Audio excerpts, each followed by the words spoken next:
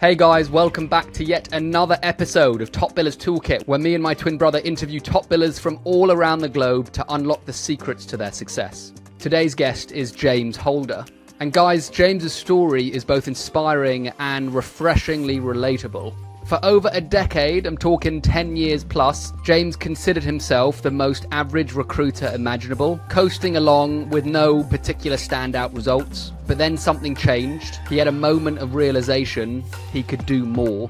What then followed was an intense 8-month period where James pushed himself to the absolute limit. And as a result, he billed $958,000. With already 6 months gone of this year, James has already hit $500,000 and he's firmly on track to hit $1 million by the end of the year. In this episode, James is going to break down his exact BD strategies, including how he consistently gets high-level CTOs on the phone. He's going to be telling us the mindset and routine shift that propelled him from mediocrity to being a top 1% biller.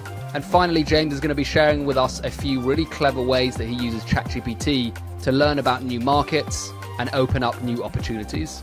Guys, I absolutely loved this episode. So did Ben. We hope you enjoy it as much as we did. As usual, grab a cuppa or a glass of wine, depending on when you're listening to this, and let's get into it, shall we? Hey, James, how are you, my friend? Very good. Sam, how are you? Very good. I spotted you on another podcast. I saw the numbers you were hitting. I saw how you articulated yourself. And I just thought you sounded like a cool guy and we should definitely have you on the pod. So thank you for coming today, mate. And I know you got up extra early. It's like 7 a.m. in the US where you are. So we really appreciate you getting up so early to do the pod. No problem. Thank you for having me on. Appreciate it. Awesome, man. So we always start the pod with the same question, which is what's the number one tool in your toolkit, whether it be a mindset, strategy or software? What would you say, James?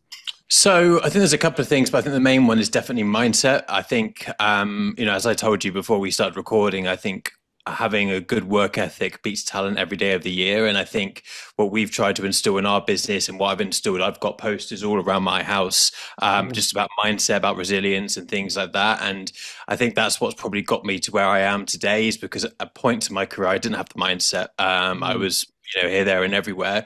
Whereas now I'm laser focused. And I think that's what's made me achieve what I've achieved. Wicked, man. That is the most common answer we get, not surprisingly, because mindset is like 80% of business, isn't it? You can have all the strategies and all the tools and all the gear, but if your mindset isn't plugged in, then it's pretty much pointless. And I'm curious, you said mindset wasn't your strong point, or you didn't, it wasn't an asset at one point. What was the point when it started to shift, and how did it shift, out of interest? It was probably coming to America, to be honest with you. Oh, really? Interesting. Yeah, I think because I was, thousands of miles away from friends, family, and the rest of it, I kind of was on my own a little bit, and so I had no choice. I had no safety net. I had no one that I knew out here. I was in a lot of debt that I built up in the UK, and I kind of thought, you know what? This is just ridiculous. I'm almost hitting 30 back then, and I had to change something. And it was just like a light bulb that went off in my head. And ever since then, my life has completely changed. Wow. That's so crazy, man. So it was that kind of sink or swim moment of leaving the UK, going to the US, not having anyone, and just being like, shit, I've got to make this work now. That was the biggest. Yeah, 100%. Yeah. Interesting. Yeah. And how has your life changed now, James? I know we're going to get into the transformation, but like going from debt to then moving to the US, like how do you think it's changed if we were to like well, I mean, I can afford things now that I could never have dreamed thought I would have been able to afford when I was in my early 20s. Money is obviously a massive part of it. I'm earning fairly decent money, but I think it just gives you choices. And I think what I've got now is a really strict routine where I work hard, 8-9 hours a day, but then it allows me to have the choices on the weekend to do whatever I want and plan for the future. And I put something on LinkedIn the other day, is that we work to live, not live to work. And I think now what I do is just work hard between the hours of my hours, and then I'm done, and that's it. And I don't think about work, and I just try and move on and enjoy my life. That's interesting. That's quite a different response from a lot of top billers, which is kind of like this. Well, to be fair, I think some of them are, when they get to a more experienced stage, they're definitely more balanced. But I think I definitely hear more of like this obsessive work is kind of everything mode, whereas your mindset sounds to be a little bit different, which I think is really interesting. Have you always had that mentality, James, or has that just been recently?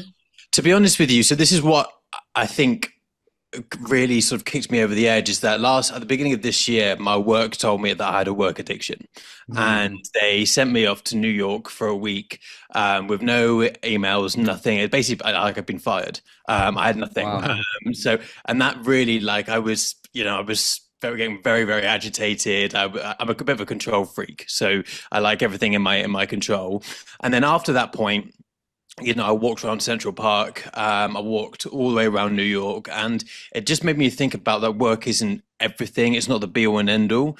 Whilst it does give you the choices of earning lots of money and things like that, it kind of made me think that, I don't want to die an early grave, and I think I don't want to drive myself into the ground. And now I've just got a really good balance of having a mindset that I know I can get everything done in my day. And then once that's done, if I've had a good day, if I've had a bad day, I'll continue working, of course. But normally I finish on a good note. So Lovely, man. And I've never, I mean, I've never heard of a company saying you're working too much. Because typically they're like, yeah, keep on going. You're making lots of money. And I know companies are always looking out, or the good ones anyway, looking out for their employees. But I've never heard of that intervention, like, hey, you're working too much. So what caused that? Was your work starting to suffer because you were working too much? Did they see it? I'm just curious, like, how that came about. No, it was the complete opposite. My work was doing the best it's ever done. I wrote up 200 grand's worth of business in January, and my work. I basically did not have a day off from the day I started at Signify in April until January 1st of this year. The only day I had off was Christmas Day. So I worked every single day, and then I came back in January, and I just looked like a white sheet. I had nothing to give. I remember our first kickoff meeting. I just couldn't really give any advice or anything because I was just completely burnt out. And then they just had to intervene. I did 958 grand from or April till December, and I pushed myself, and there was 3 grand in it between me and second place in the top biller sheet. And if I hadn't worked that hard, I wouldn't have achieved top biller. So yeah, that's crazy, man. So you went all out. You had a big goal, a big thing to accomplish, and it sounds like you did it, which is amazing. But it kind of pushed you over the edge, so you needed to take a step back and just find a new sustainable routine, I guess. 100%. Yeah, I think now I'm still billing at the rate that I am, but now I've just become a lot more disciplined with my time.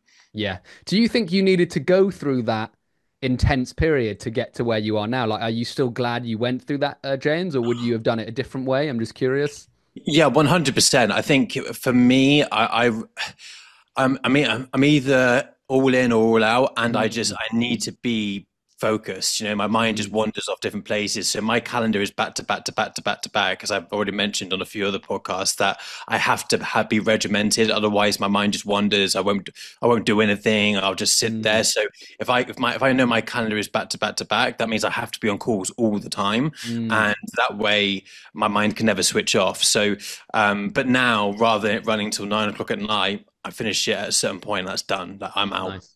I don't work. Cool, man. And when you said every day, do you mean like literally weekends as well, like Monday to Sunday? That's so great. Yeah. I was working Saturday, Sunday from 8 a.m. till 7 p.m. Saturday, Sunday. I mean, my relationship suffered, to be honest with you, as a result, with my partner. And but then at the time, I was just very self-absorbed, and I wanted to go. I'd never been top biller before. I remember my first recruitment job, I was sat on a balcony in Prague after hitting a holiday incentive, and my MD came up to me. And back then, it was very ruthless. Recruitment was very different as it was to it now back now. And he just said to me, he looked at me in the eyes, he said, "You'll never be top biller ever, never in your career." That's crazy. So I proved him wrong. Good. Yeah, that's a great story. Why did he say that, James? Like, why do you think he said it in that way? And because I think I was very junior, and I was a bit of a party boy. I'll be honest. I like to drink, and I didn't take my work seriously. As long as I could afford a Friday night out, that's all that really mattered. So at the time, he probably was right. But I've matured since then, and those words have always stuck in my mind. And I actually sent him an email after I had the top biller. I've got this award here. this one here, which Oh, is global wicked. templater. That's so And I cool. sent him a picture of it, and he replied saying, "At least my reverse psychology worked then." So whether or not he believed it, I don't know. I love that, That's mate. so That's so funny. cool. What a great story. Yeah. And I'm just curious, like, what, because to go to be that obsessive for 6 months is takes a lot of drive, determination, and obsession. Yeah. Was that is? Do you think that's just how your brain is programmed, and you like you were thriving off that adrenaline, or was there a like a something driving you underneath? Did you want to prove someone wrong? Was it about hitting? Was it about the money? Like, I'm just curious, what was driving you to be that obsessed during that point in Yeah, time? that's a great question. So I think initially, proving people wrong is always my thing, right? Mm, So throughout my whole career, I've always been told I had the most potential but never achieved it, and that's the worst thing that can you can be told because mm, it's there, but you've never achieved it, right? And I mm, think what I wanted to do first of all was prove my father wrong about, mm, I've talked about this on another podcast, is that he didn't believe recruitment was out right for me because of my mm, work ethic at the time at school. I was very lazy. mm, I just didn't care about school, academic stuff, which is boring to me. mm, I like to be the class clown and be a joker and just be a talker. And then I think this time around, I've been in recruitment 12 years. It was my last chance saloon. I've been non-billing for 2 years at a previous business. And I thought, do you know what? I can do this. mm, I'm now at the age where it's do or die. I mm, hated non-billing. I thought it was boring. You're also a cost if you're non-billing. You're not an mm, asset to the business. So mm. you're probably one of the first ones to leave if the business ever slightly goes downhill. Yeah. And I just wanted to prove to myself more than anything that I could be top biller and to do it in April and give the others 4 months leeway to try and beat me. And I come in and just destroy them all was quite satisfactory, to be That's honest. wicked, man. I love that. It's such a great. And we're going to move on to tactics soon. I'm just fascinated by your story, Yeah, James. I yeah, didn't expect to like be on your story for this long, but it's really interesting. How so like you've proved yourself right in the sense that you can do it.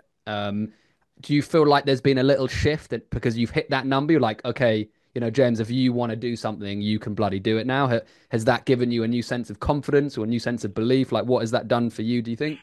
yeah, for sure. I think for me now, I've signed up as a boxer in the United States now. Oh, So wow. I've got my license for boxing in the US. That's They're so very cool. regulated and things like that. So now I'm in a camp where I'm training. There's no alcohol. My diet's very religious, and Wow. I want to have my first like pro fight in January. So Wow. yeah, it's just working towards that, setting new goals, setting new achievements. It also helps in work as well because, as we all know, in recruitment, you can have some absolutely terrible days, and there's nothing better than hitting a punch bag as hard as you can to release some of that energy. So, yeah, it works out but well for me as well, for Love That's that, sure. man. awesome. That's so cool. Sounds like quite a few transformations have come from that really Yeah. intense, painful period. Cool. Let's get into the strategies now because this is I say the juicy stuff. That was still really cool. But you've surpassed 500K invoiced for the year so far. We Yep. are just going into July now. What's Mhm. been your go-to BD method, James? There might be a few, there might be one. I'm just curious what has contributed to that amount of money to this point? Yeah, so I think from this year, there's been obviously been a lot of clients that have come back to me from last Cool. year, Yeah. which has obviously helped. But in terms of new clients, I would say for me, the basics in recruitment is so key. So getting leads from candidates, finding out which companies are hiring the most. I use LinkedIn Recruiter a lot, search insights, which allows you to see who's hired the most within your skill set within a particular area. Mm, And then my target client list. So I just go after those. I speak to the candidates within those, find out pains, problems, challenges, and then go to the hiring manager, normally the top person. I never ever go for a software engineering manager because mm, all the objections I get is my boss will say no. I need to speak to HR. I don't want to be dealing with that. I want to be dealing with the C-suite people that have the power to tell HR to go do one essentially if they don't want if they like me. So that's always been my strategy in the US. It's worked, and if it ain't broke, don't fix it sort of situation. So yeah, I've just kept doing the same thing, and I don't like changing strategies if one strategy is working because I'm walking into the unknown, right? So yeah, 100%. it's kind of just making sure that I'm speaking to candidates, getting good information, and then going top down, and then trying to break in that way. Love that, man. So let's unpack that because um, we've interviewed quite a few $1 million billers, and that strategy, it seems to be the most consistent one that comes up, James, which is like find good candidates, speak to candidates, get information, and then go with that information armed to a warm conversation. Right. You work in tech, if I'm not mistaken. Is it Correct. Yeah. yeah? And so, what candidates are you looking to speak to that are going to give you the golden information? Do you think? So it kind of changes. So I'm very I wouldn't say unique, but like I don't really have a niche. So I wouldn't say I'm a specialist in Java, for example. Yes. Okay. I move with the times, so I try and find out what is hot right now, right? So, Cool. for example, AI and machine learning is hot right now. So naturally, I'm going to be focusing on that. Salesforce is another thing that I'm really focusing on right now because it's a big market. There's a lot of contractors. Remember, I'm always looking for contract work. Yes. If I'm going so like project-based work, right? So an ERP implementation can take anywhere between 6 to 12 months. So what I'm looking for is sales for people who are hiring a lot of Salesforce people because that means there's a project happening that I can assist. Yeah. Whether that be from an architecting the solution, all the way down to admin. So what I try and do is break into projects and then do team builds rather than just place one. So now I have a situation where I don't just have 30 runners at 30 different companies. I have 30 runners at 6 different companies because I've built out the teams. Interesting. That's so mad. So that's really fascinating. So you don't really specialize in a niche. You're more finding what's hot, and then you're placing teams of people into companies. So sorry, what were you going to say, James? Yeah, exactly that. Yeah, okay, exactly cool. that, yeah. Awesome. So my brain, there's a number of different questions that come off the back of that, but let's just imagine AI is hot. I don't know. I mean, if you haven't been working in AI niche, you probably, I mean, correct me if I'm wrong, James, you probably don't know a huge amount about it. So where do you start from your position? AI is cool. Want to place some AI candidates. Like, who am I speaking to? Where do I even start with that? So for me, I always, like LinkedIn Jobs is one of the most underrated thing I've realized this year, by the way. This is new to me. So every Sunday I will go on LinkedIn Jobs and I will use ChatGPT. So I'll copy and paste the first 10 pages of LinkedIn Jobs in the US and technology, right? And I'll say what skill set has come up the most out of those 10 pages. So they're the most recently posted jobs, and they'll tell me exactly which skill sets have been I've been posted the most. Yeah. That tells me that that's the skill set that's in demand right now. That's so clever. my niche changes pretty much every month, really. Wow, that's so clever. And then I speak to candidates in that niche as much as I can. And I'm an expert within a day or two, and then I can just sell in hot candidates. That's so crazy, man. Wow. Yeah, it's unique. It's really interesting. So that's interesting. And do you ever, because when you're always changing niche, you're essentially going after a new candidate every single month. So how are you consistently speaking to new candidates in new niches every single month and getting a good, like, how are you doing that out of interest, James? I'm probably doing it the hard way, to be honest. I'm Okay. not making life easy for me. It's a lot of chop and change, but that's the way my brain works. Is that when I get bored quite easily, right? So if I'm on the same thing time and time and time again, I just lose interest. So me learning different technologies has allowed me now to jump on a call with a CTO, and if he says I need a Salesforce dev or I need a BA or I need a .NET, my brain knows all of those technologies because I've worked them before. So it's actually allowed me to have better conversations with senior people because I've worked with all those different technologies before now, if that makes sense. Yeah, of so course. Yeah. I've done it the hard way, but it's working. So I'll just keep doing Mate, it sounds really fascinating. And sorry, just to go back to the candidate thing, because this is what's going around in my head, Jen. Is like Sure. Your process essentially rides off speaking to candidates, doesn't it? It starts with speaking to good candidates and fishing information from them. But then I'm thinking, if you're changing niche every month, how are you contacting these candidates every month in a new niche? Is it just as easy as sending them a LinkedIn message and saying, hey, I want to, it's literally, so I might be overthinking it then. Yeah, literally, it's just that.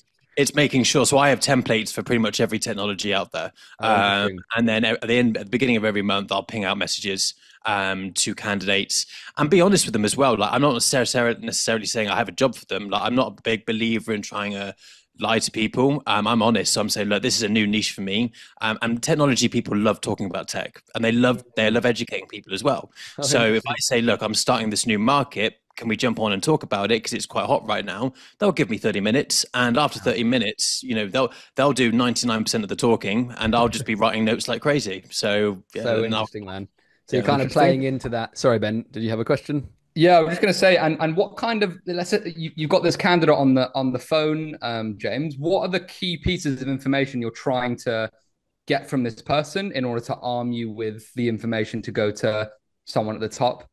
Yeah, that's a great question, Ben. I think the key thing what I need to look at is where are they struggling? So where can I add value? Like the key thing for me and what I always press to my team is where can we add value? Where can we be different to other vendors? Like I don't want to be on a PSL. I don't want to be part of a five agency list where they send their jobs to. I don't want to be on a portal. I don't want to be on any of those things. I want to be a value add. So I want to be asking candidates throughout the questions, what's the biggest thing you're struggling on the project? What's the biggest skill gap you've got on your project right now? Where would a person fit in that could add value to your project? All those open-ended questions that then allows me to sell a solution to a hiring manager. I don't want to be like every other recruiter out there that sends a job, if you know what I mean, and tries to get leads. Of course, we have to do that as well. But I'm trying to find out about that particular business. Where can I come in and showcase value? That's the key thing for me. Before I just did the normal recruitment thing and said, where are you interviewing? Chase those leads, try and fill them. If not, move on to the next one. But now I'm very specific about a business that I'm focusing on. And then I can speak to multiple people within that business. And then I realize, okay, they need a Salesforce developer of that particular piece of work. I'm going to go in and sell that person. Really interesting. And have you found that particular types of problems are more likely to win you business or less likely? Is there a common theme between those types of problems? How do you mean exactly? Like, for example, have you found that maybe a particular type of candidate is, maybe a company would say, hey, you'll ask them, what's the biggest problem you're struggling with at the moment? And they're like, oh, this type of candidate I'm really struggling with. Yeah. Have you found that there's a particular pain point that kind of guarantees you or increases the chances of you getting that business, if that makes sense? That's a great question. Yeah. So I think it goes back to the LinkedIn jobs, right? It goes back to the skill sets that are in demand the most. So I kind of know already what the most in demand skill set is. So let's say Netflix are hiring a lot of AI machine learning people. I'm going to try and speak to every AI machine learning person within Netflix and understand what it is they're doing to try and, why are they looking for so many people? Now, obviously, AI is massive. It's the talk of the town at the moment, right? So there's obviously a good reason as to why they're doing it. But why are they struggling? Why have they gone direct? Because normally Netflix work with agencies. So why are they now suddenly going direct? What's the issue there? And I think what I try and do is just use the leverage. It's easy. I basically sell back to the candidate what's in the job description. So I say, look, I've already got this skill set of X, Y, and Z, and I know this because Netflix have just posted this. And I'm just reading back to them what I've got, and they say, yeah, my manager would definitely be interested in that. I don't go to their manager. I try and reach. Netflix is probably a bad example. I can't speak to the CTO of Netflix, but you know what I mean. Those some SME type of companies. Yeah. Interesting. Really interesting, man. And so I'm interested in your like the conversation I could be overthinking this, James, but if like with the candidate, you're going in with the mindset of saying, hey, I'm new to this niche. Can you tell me more about it? But with a CTO, how are you positioning yourself? Because you probably don't know a huge amount about the niche because you just started it like a couple months ago, unless you have like a photographic memory, James, which you could do. But like, how are you positioning yourself on the call with the CTO? Is it about being open and honest and saying, hey, I don't know this niche that well, but I've got a great candidate? Or is it how are you positioning yourself on the call? So another great question. I'm reading back to them the job description. So the job description they posted, I've said, look, you don't know me, I don't know you, but I name drop the competitors. Competitor name drop is so powerful in this market. I name drop actual human beings that I've worked with before. Again, very, very powerful because this market is very incestuous, particularly technology in the US. And that gives me a lot of credibility. What also helps is my LinkedIn as well. If you look at my LinkedIn, I've had many CTOs, CIOs, CEOs give me recommendations, and leaders look at that. Right. So going in straight away, I say, look, the first things first, all you need to do is check me out on LinkedIn to know that I'm a legit person. I'm good at what I do. And then I essentially say, look, I've got this skill set, and I read them the job description and they go, that's exactly what we need. The hard bit is then trying to find the candidate, because then I don't really know the candidate process. So at the moment now, I'm building a delivery team within our business that I win the business. I then pass it over to delivery, because I'm not sure how many people have told you this before, but I hate speaking to candidates as little as possible. I love doing BD. So that's what I try and do them. Really interesting, man. I find it fascinating, James. I don't know why I'm sticking on the subject that you start a new niche every month and you're still okay speaking to like CTOs at the highest level. And I feel like a lot of that is just confidence going in. Is your mindset like, I can do this, like you're lucky to work with, like in a positive way? I'm just, because a lot of people wouldn't do that or wouldn't feel comfortable doing that. So I'm just interested of your mindset with that. 100%. So the other day I was on a call with a client that needed 6 developers, and he was skirting around. I asked him, what are the 3 non-negotiables that you need? He said they needed 3 years with React JS experience. They needed a knowledge of Angular, and he couldn't give me the third one. And it was a video call, and I was just starting to lose my patience. I said, you know what? That's fine. I don't want to work with you. You're just skirting around the question. You can't give me a budget. I never work jobs that they don't give me a budget, because how do I know I could send someone over at $100 an hour when their budget is 70? It's a waste of my time. And I said, look, do you know what? I'm just not interested. I've got other clients that are more important. And that client then came back to me 2 days later with everything I needed and the budget. And I think sometimes pushing them away definitely helps. Interesting, because then you're not. I'm always a believer that a manager is a candidate with a job, right? So, but for a long time, I put them on this pedestal that, oh, look, it's a CTO, I've got to be really professional. No, my time is valuable as well. And if you're not going to give me the time, then go and work with some other recruiter who will fail, because you will give them the same information as you've given me, and they'll spend ages on it. I work really, really, really efficiently now. I only work jobs that I know that can turn into deals, and I don't work rubbish jobs. Cool. That's really fascinating, man. Great advice for people listening. And rubbish jobs versus good jobs. I'm curious what you've deciphered. You must save a lot of time by understanding what a good job is versus a bad job. What's a good job to you, James, that you know you're going to make money from? Yeah, so I have a ranking system that I've created myself. So for me, process is key. I'm a massively process-driven person. So let's say I go on a job qualification call.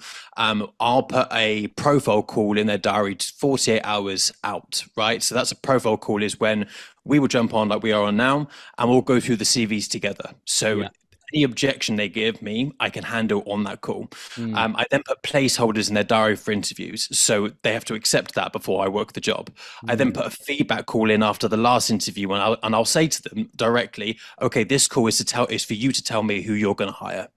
So I know when I'm going to do the deal. If they don't accept any of those things, I don't work the job. And so now my job to conversion ratio is like 1 to 1. Wow. That's so crazy. I love that, especially that last one. That last call is something I haven't heard before, James. So you're basically booking these 3 calls in advance. Am I right in saying that, before you go away and do anything? And especially that last one, you're saying this is when you're going to make a decision. What's the response? What kind of responses did you get prior? Did you get a lot of pushback from that, or like what I'm curious about the responses from that? The responses are great, because I don't contact them at all before or during that time. So any other recruiter is calling them saying, do we have any feedback yet? What did you think of the CVs? Blah, blah, blah. Whereas I'm just radio silent. I don't speak to them until that call's there. And so many people have said that is so refreshing to know that you're not bombarding me with calls all the time. I know when I'm speaking to you. So I only speak to them probably 3 or 4 times, and I get the deal done. Whereas you have every other recruiter calling them nonstop on their phone, and they're just, just leave me alone. I can't be asked with it. Whereas if they work with me, they know they have to only speak to me 3 times, the job's done. So I love that. Really fascinating. Such a great process. And when are you framing this to them? Is this on the initial call to say, hey guys, hey Mr. CTO, by the way, this is how I work. You have to put this in your calendar. It goes like this, this, this. Are you pre-closing them basically with that information at the very start? 100%. Yeah. Cool. So for me, I said, look, this is the way I like to work. It's worked for many different companies, again, name dropping them, and just say, look, you're a CTO. You're the last thing you probably want to be doing is speaking to recruiters day in, day out. Am I right? Yeah, you're absolutely right, James. Okay, great. So this is what we're going to do. And then I take control. And then it's all in their calendar. I said, look, then you don't have to worry about me contacting you. I am not going to speak to you until Friday. right? And Friday's a bad example because it's Friday today, but like, you know what I mean, in terms of Yeah. making sure that I'm just very, very in their calendar. And the US calendar is massive for them. People don't like being called unannounced, so they're driven by their diaries, they're driven by meetings, they're driven by everything. So I've just adjusted. In the UK, it might not work as well, but in the Mm. US, it's very effective. Interesting. Interesting. It's really cool, man. So many little gold nuggets there. Is there anything we haven't spoken about to do with your lead generation slash BD process, James? So we kind of know that it's top, it starts from the bottom, you work your way up. Is there anything that we've missed that may be valuable to share with the audience? I think that the key thing is, and I made this mistake for a long, long time, right? Is don't once you've done a deal, don't move just on to the next client. Like we're all Mm, taught to like bring on new business, bring on new clients, bring on new things. Whereas actually, you know, you can double your contract work or your perm business by just focusing on maximizing, landing and expanding. And it took me a mm, while to realize this. And I don't think I'm a dumb guy by any stretch, but I had at one point, like 15, this was not a signifier, a previous business, like 15 runners with 15 different clients. And my manager said to me, look, if you just added one to each one, you would double your book and it would be life. mm. Wouldn't life be so much easier? It's a warm account. We've got terms agreed. We've got everything like that. You don't have to change niches every single month. And I thought, yeah, you're actually right. Like, why am I not just doing that? So I think the biggest thing for me now is just making sure I maximize the account as much as I can. Great And that's advice, why man. dealing with the CTO is good, right? Because they give you Mm. everything. Um, Yes, really so. interesting. And you might have already answered it, James, but like what are there little things that you need to do to land and expand effectively, or is it much simpler, a case of doing a good job and then like are there any tactics that you use out of interest? So the most powerful thing, and I know this is very common. A lot of companies have this, but Slack for me Mm, is really key. So I have used Slack at one previous business, but I use Slack here, and I've asked the CTOs of many businesses to add me into Slack channels with other managers. mm, And so now I've got my internal connect people like the people I work with, but most of them are external connections where I've got literally every single company in every different department. So it might be, I use Netflix, for example, Netflix data engineering, all the hiring managers in data engineering, wow. Netflix software engineering, every single manager were there. And then they just go, James, we need this, we need this, we need this. So now I wake up and my Slack is just pinging off with lots of different job Wow. requirements. Wow, it's So so clever. yeah, it's just it's making life easier for you, man. That's pretty Yeah. much it. And how do you frame that to the CTO? You're just like, hey, do you have Slack, by the way? Like, how do you frame that? Because that's quite a personal thing to invite an external recruiter into a company Slack channel, I would have thought anyway. But how are you framing that? Well, actually, they suggested to me. They say I Oh, hate email. really? I hate email. Oh, I don't okay. check Oh, Interesting. wow. emails. Yeah, and it's just Okay. like if you need me, just Slack me. And I'm like, fine, Mm, that works for me. Works for me, no problem. cool. So Mm. And then because there's again, I'm more of a WhatsApp person, not Slack, James, but they could be speaking to you personally in a private Slack instead of inviting you to the entire company Slack. How are you getting in to company Slacks? Is it just like how are you framing that and getting in? I mean, I never speak to them initially on Slack to begin with. I Yeah. always have a phone conversation, and then I'll personally invite them to Slack, and then they'll set up a group where they'll add me into with all the hiring managers. Cool. Um, so yeah, I mean, if I build a great relationship with a CTO, the chances of any manager going to their CTO and unless I really annoy them, which I don't think it's ever happened, touch wood, Yeah. um, they're always going to tell you what the CTO does, right? Because that's their Yeah. boss. So Yeah. if I build a great relationship with the CTO and I've proven to the CTO that I can add value, again, going back to that word value, you know, it's great. I had a client yesterday who I got introduced to a new department. And he said the reason why I'm working with you, I already have two really good vendors I work with, is because I've heard great things from the software engineering department about you. Mm, He gave us three roles. We've already delivered to all three of them within 24 hours. And Amazing. now we've got Wow. interviews set up for today. So we should amazing. hopefully again do a deal today. Touch wood. Amazing. Amazing. So cool, man. I'm curious because it took you, was it six, well, it was from April to the end of the year, you hit a million. Am I right in saying that? 958, which really annoyed me. 958. But Yeah. yeah. Yeah, which is call it a million, but yeah. You're on 500K this year and you Yeah. plan to hit a million, but what keeps going around in my head is that you had to work insanely hard last year to get close to a million. You're going to get to a million most likely this year. What is the biggest needle move? Because you're not working as much, are you? So what have you changed in the process in order for you to hit a million but work like 30% Yeah. less or 40% less? That's a great question. So last year I didn't have any client base. So because I was non-billing for 2 years, I I see. knew Okay. no one, right? So I Yeah, had to work insanely hard to prove myself. I get you. Okay. This year I have repeat clients, so Okay. it's easier. It's easier for Yes. me this year. Whereas Okay. last year it was a blank slate, knew Yeah. no one. So that's helped, I think, a Yes. lot. Yeah. Yeah. I'm still doing like I've done 500,000 new business with new clients this year. That's written. So I've Wow. done 500,000 invoice and 500,000 written so far. So Cool. you'd like to think, and that's with new clients as well. So I'm still putting a shift in, but I'm working a lot smarter now. My calls are a lot shorter. Before they were a lot longer. I was Mm, probably talking too much. I didn't do enough listening, and I think mm. I'm still learning. I learn all the time. I have a great mentor, Lauren Dubry, who runs our US business, and sitting with him, listening to how he did things. I've got a bit of an ego, but I am. If someone's going to make me more money by helping me, then why would I not do that? And so I listen to him. I classify him as a very good friend now. We get on very, very well, and it probably helps that I help him build a lot of money. But yeah, and I think just listening to people above you and taking your ego out of it and making sure that you're always learning and developing is really key. Awesome. I completely forgot a bloody important question, James, which was how are you getting in contact with CTOs? Like, that is probably one of the Mm, most difficult things to get high level executives on a call in the first yeah. place, let alone anything else. Like, how are you how are you getting them on a call, essentially? Yeah. So many different ways. I try and first off, obviously, trying to use their number from Lusher or Rocket Reach or something like that. Cool. But I sometimes actually the most effective way I found is by asking the candidate Mm. that I'm speaking to. I said, look, I've got the perfect solution, and I know your CTO would love to work with me. I don't know if he would or not, but I'm assuming. But what's his number? What's his number? And do you know what? The Americans are so like they like in the UK you would say no, I'm not going to give you someone's number. I don't know. But Mm. if the Americans go, sure, man, yeah, no problem. Here we go. Here's the number. And then Interesting. I called them, and then the first like 10 seconds are the most important thing in a pitch, right? They're the Yeah. most thing that's going to cut probably even 5 seconds, I would say. And so I've just done it that way, and it's hard. It is hard because Yeah. it's not 100% success rate. But Yeah. again, going back to the word value, as soon as you show your value, and the recruitment agencies out here in America are not good, man. I mean, in Really? comparison Wow. to the Really? UK, Really? yeah. Wow. That's The interesting. good ones are the ones that were built in the UK and now moved over. Mm. But the ones that are US based, they just don't have the UK mentality of working quickly. That's why I beat Mm. everyone because I work Interesting.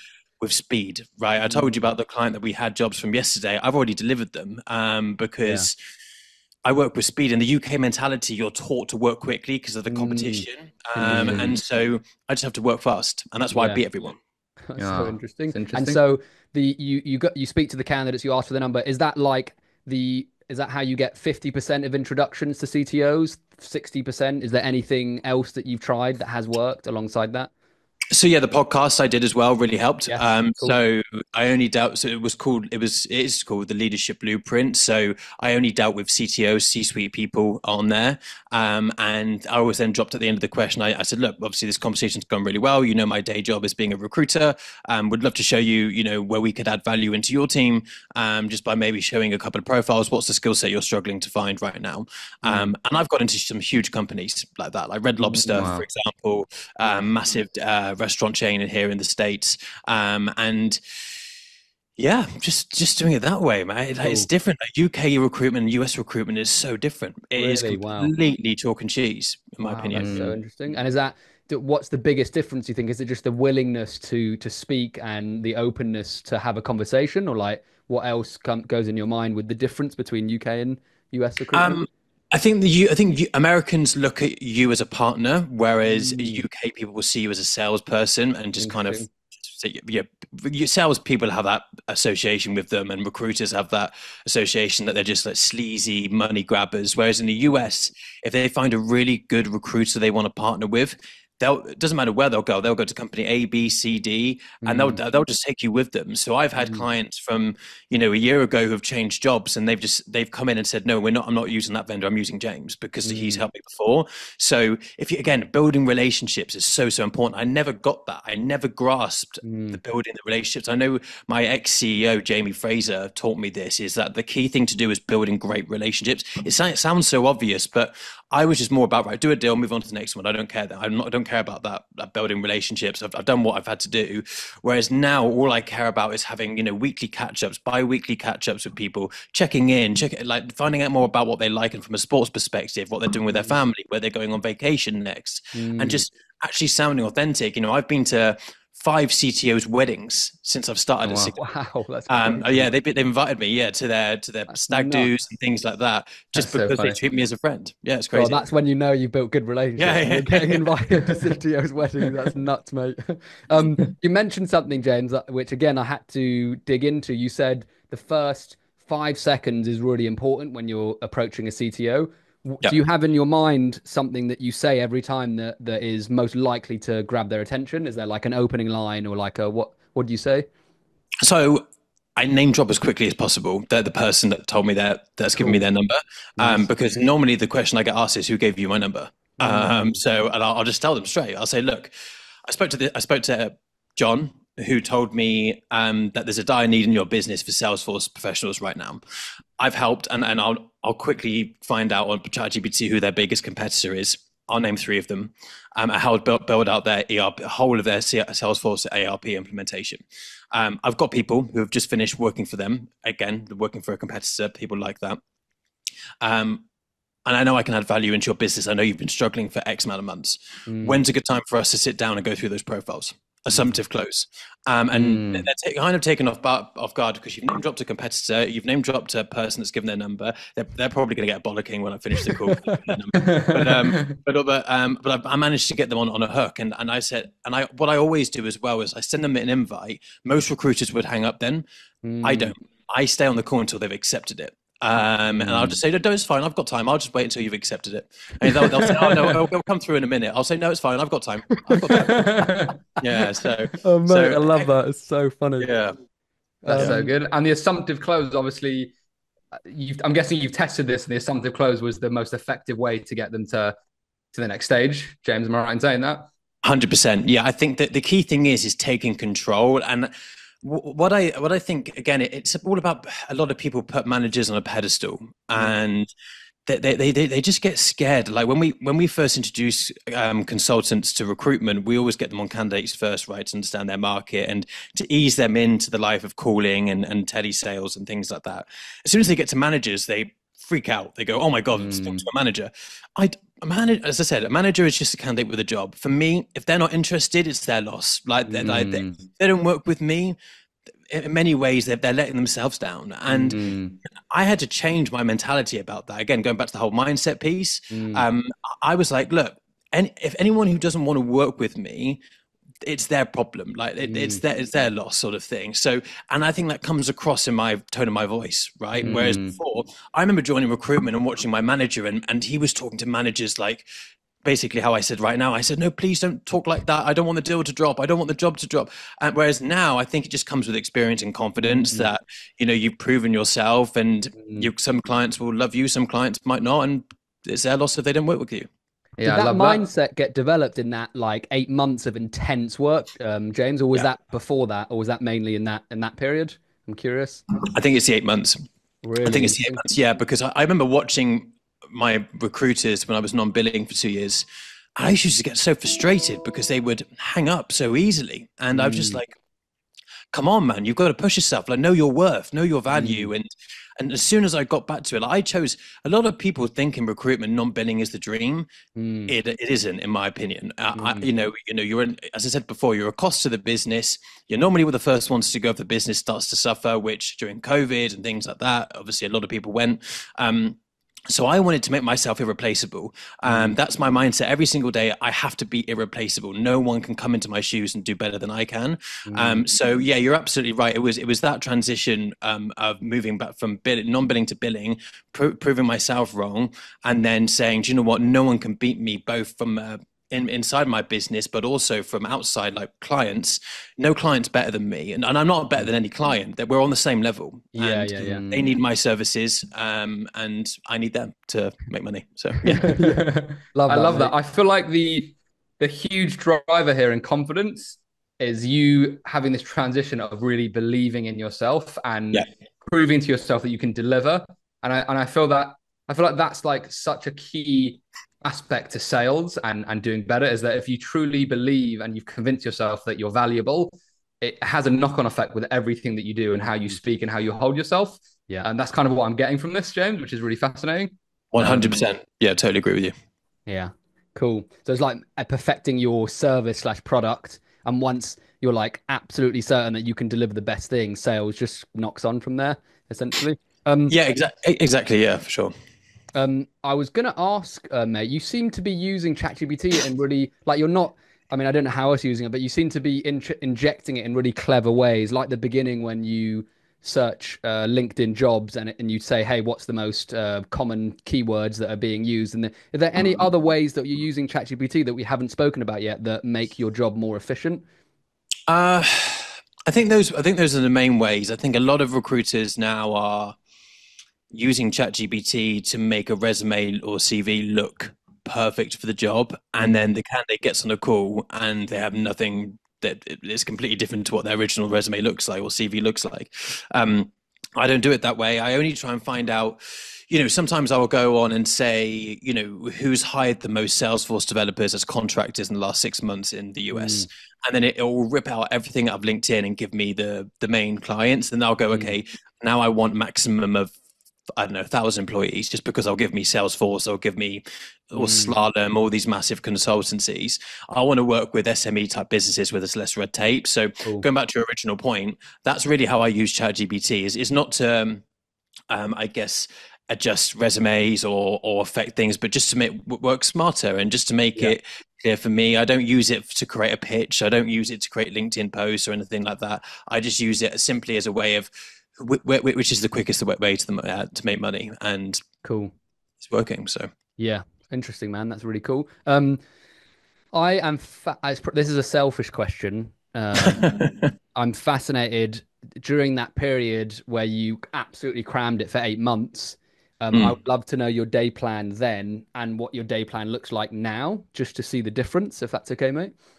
Yeah, so my day plan at the start probably would terrify you because it was, I didn't have a spare, like I worked through lunch. I mean, I'm surprised I'm still alive, to be honest, because it was chock a block, and it is still very, very busy. I'm looking at it now, but I think the key thing is now. So I color code, so I'm actually colorblind. So like for me, sometimes colors don't really work very well, but now I can see exactly where my BD calls are, where I need to focus on. So to go back to your original question at the start, it was candidates in the morning for a couple of hours, finding at least 5 bits of hot information or things that I can take to market in the afternoon.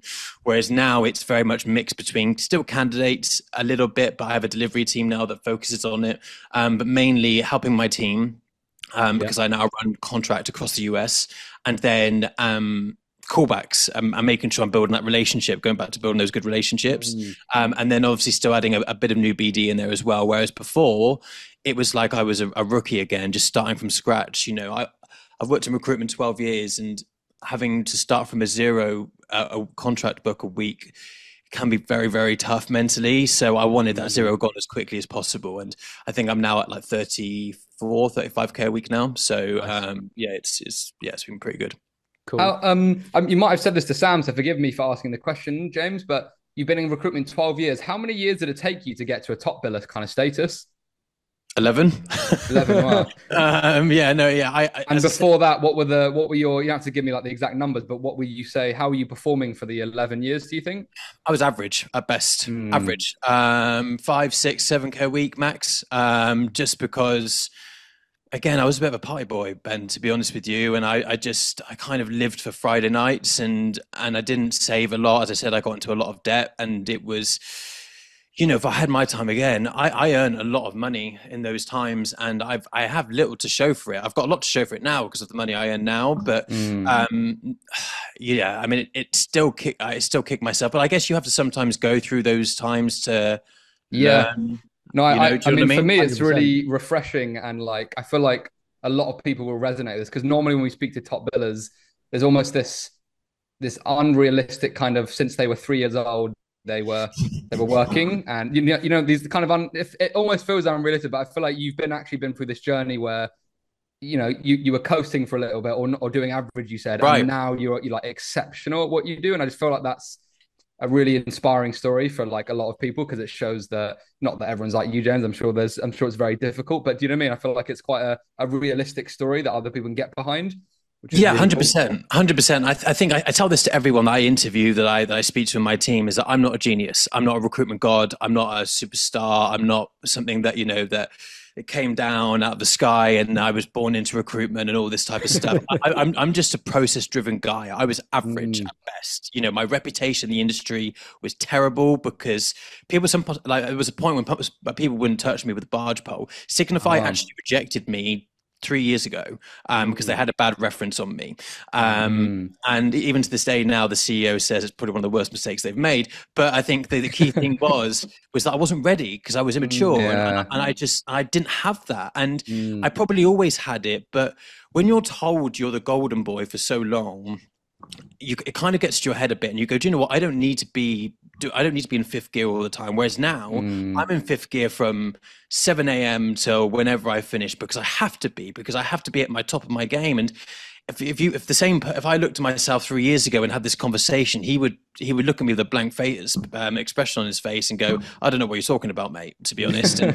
And now I'm just like performing at an elite level. So Yeah, it's Crazy, man. amazing. Very Great cool. story. A couple things, James, and then we'll probably bring the pod to an end unless there's anything else that you guys want to speak about. But you said a lot of your time now, or at least some of it, is callbacks, and I'm just curious how yeah. you structure these callbacks. Is it as simple as like I'm going to call a CTO every week on a Thursday? Like, how does that work, mate? Again, so it comes down to process. So I'd say, look, you don't want me calling you unannounced. I'll put something in our calendar bi-weekly just to catch up and Cool. see where things are going. Again, it's really simple, Sam. Like there's no real like secret sauce to it. It's Sure. just like the one key thing I would say for anyone is just make sure your diary is organized. Like I go Mm. into some people's diaries and mine scares me, but some people's have blank spaces, and I go, what are you going to be doing in this blank space? You don't know what you're Mm. doing. At least Mm. with mine, I've got this in my calendar now, but for the next 5 hours, 6 hours after this, I'm on back-to-back calls. So I know that I'm speaking to at least 7, 8 decent hiring managers today, right? I would Mm. much rather have 7 or 8 really good conversations. I've said this before, than call 100 times and get through to one person. It just makes no Mm. sense to me. So I Yeah. always ask, what are you doing? If you're not doing something, what are you doing to make yourself money? So I would just say, yeah, to answer your question about the callbacks thing, just making sure it's a reoccurring in their diary. Yeah. And if you build a good relationship, they're more than happy to talk to you. Sometimes they'll even text me even before and say, how are you getting on? Like, how's things? And you Cool. just build the relationship. Yeah, love that, man. And last one, I have well, I'll just ask the question. What habits do you have outside of work that you think have contributed to your either your mindset or your resilience or recruitment? Is there anything you do outside of work, James? So I do boxing now. Yeah, Boxing's boxing. boxing's obviously really good, but I'm a bit of a racer as well. I think I told you this before we started recording. I'm massively into my Formula One, so I'm part of like a karting league. So Oh wow, I do a lot of go karting at like that's so I cool. would say a high level, but a fairly decent level. So again, it comes down to that competitiveness, and Mm, in a go kart, it's only you, right? So a bit like recruitment, it's only you, and you have to find that extra couple of tenths of a second to beat the next person, or if you're behind someone, work out ways of how to beat them. And I think that really resonates with my job. Is like when I mm. put my visor down on my helmet, I'm just in my zone. I'm in, and then I kind of just always link that back to recruitment. So to answer your question, probably boxing and go karting are two of the main things that I'm passionate about. Wicked, man. And how often are you doing go-karting and boxing? I'm just curious how you stretching that? Yeah, boxing. So boxing like 4 times a week now. Wow. So yeah, I've shed a lot of weight off now from that, and karting happens every Friday night. So it also stops me from going down the pub every Friday, which Good I used to do. Ben, do you have any questions or? No, well, actually, one last one. We've covered a ton of super valuable stuff, James. So thank you so much. I'm just always like to finish with this. Is there anything that you think we've missed? Let's imagine there's a recruiter sitting here listening to us right now, and we're trying to give them the best opportunity to succeed and follow in your footsteps. Is there anything that we've missed that you think that might be useful for them to know? I think I would just leave with the point that, you know, as I've said to you before, it took me 11 years to get to this point. And hopefully it takes a lot of people less time, but just don't be defeatist. Things can change. You know, I was average. Like if you picked out 100,000 recruiters, I'd probably be 50,000th. Now I'm probably the top 0.1%. Nothing's changed. Nothing. My ability hasn't changed. I haven't, you know, suddenly, you know, going amazing at sales or anything like that. I've just adjusted my mindset and been really disciplined and work hard. You know, the key thing is a lot of people come in, they work okay, they'll do their KPIs, they'll get by, they'll earn okay money. You don't want to be one of those people, and I was for such a long time. And I just think anything is possible if you put your mind to it. I have not changed as a person. Yes, I've matured. Yes, I've got older. But you know, just don't give up, I would say, and just work as hard as you can. Love that, James. Thank you so much, mate. I absolutely love this podcast, James. So thank you so much. Your energy is absolutely infectious, and you've given us some absolute golden nuggets today. So thank you so much, mate. I really appreciate you coming on, and it was lovely to meet you as well, genuinely. Likewise, Sam, Ben, thank you for having me on. Appreciate it. Hey guys, thanks for tuning in to this episode. If you enjoyed it, please don't forget to subscribe on YouTube and Spotify. Tune in for another episode next week, and we look forward to seeing you again very soon. Peace and love.